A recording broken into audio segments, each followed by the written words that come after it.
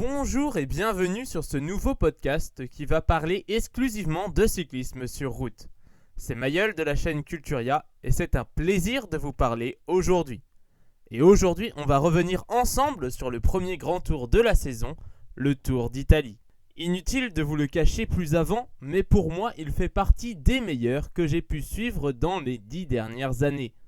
Il y avait tout, de l'émotion, des faits de course, des drames, des retournements de situation, des chutes et un vainqueur surprise, puisqu'il ne figurait pas dans les 3 grands favoris au départ d'Albanie. Parlons d'abord du grand favori, Primož Roglič, obligé de s'arrêter après une énième chute, la 4e ou la 5e, on ne sait plus. Celle de trop lors de la 16e étape nourrira peut-être quelques regrets au regard de sa forme certainement montante, puisque très basse, et de son positionnement au classement général, proche sans être largué. Son équipe aurait pu s'effondrer après l'abandon de son leader, mais elle ramène quand même une victoire avec Nico Denz lors de la 18e étape, et nous avons pu découvrir un jeune Italien en la présence de Giulio Pellizzari, qui a pris la relève du Slovène en venant finir 6e au classement général. Avec l'abandon du grandissime favori, un jeune Espagnol aurait pu trouver le chemin de la victoire. Mais des chutes et une piqûre d'abeille ont eu raison de ses efforts. Il a surtout été éclipsé par les 12 jours en rose de son jeune coéquipier, Isaac Del Toro. UAE ramène 2 victoires d'étape avec ses 2 leaders et un maillot de meilleur jeune avec le Mexicain.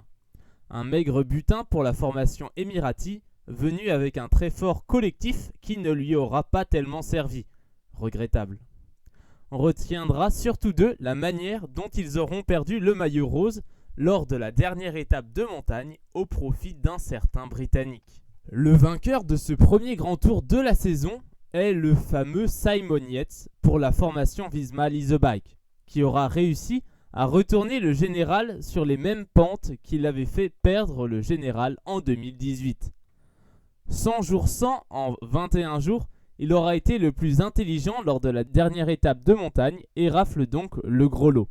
C'est un premier grand tour réussi pour l'équipe néerlandaise avec les 2 victoires d'Olaf Koy et celle de Wout van Aert lors de l'étape des Sterati.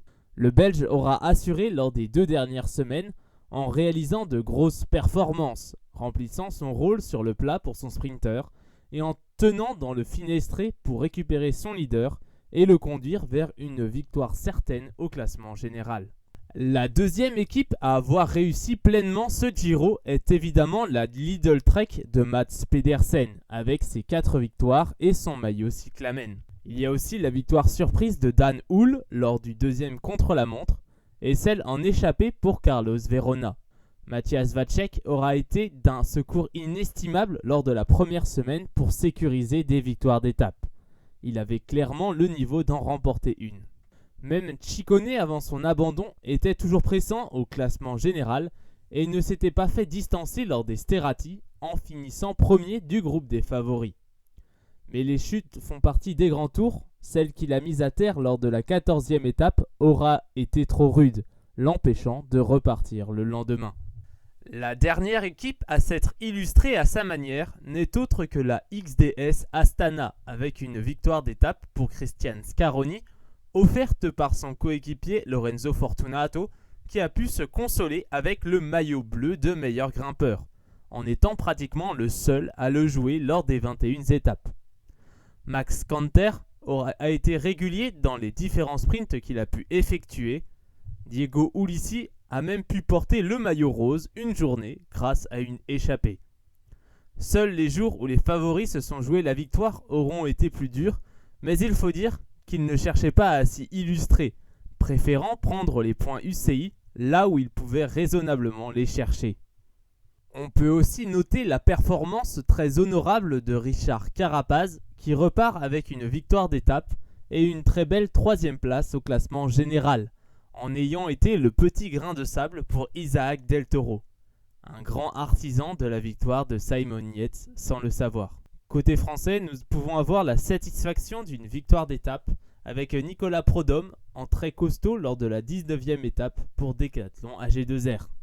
Pour ce qui est des émotions, nous avons assisté au dernier grand tour en carrière de Romain Bardet, qui sera passé tout près de prendre une étape, mais Isaac Del Toro aura pris plus de risques pour s'en emparer. Je ne suis pas très capable de citer des flops, chacun pouvant avoir des choix particuliers. Je vous laisse en discuter en commentaire. On peut attribuer une note globale de 15 sur 20 pour ce premier grand tour. Cela me semble assez équilibré. C'est la fin de ce podcast, j'espère qu'il vous aura plu. N'hésitez pas à liker, à vous abonner ou même à mettre un commentaire pour exprimer votre ressenti ou votre opinion. C'était un plaisir, à bientôt.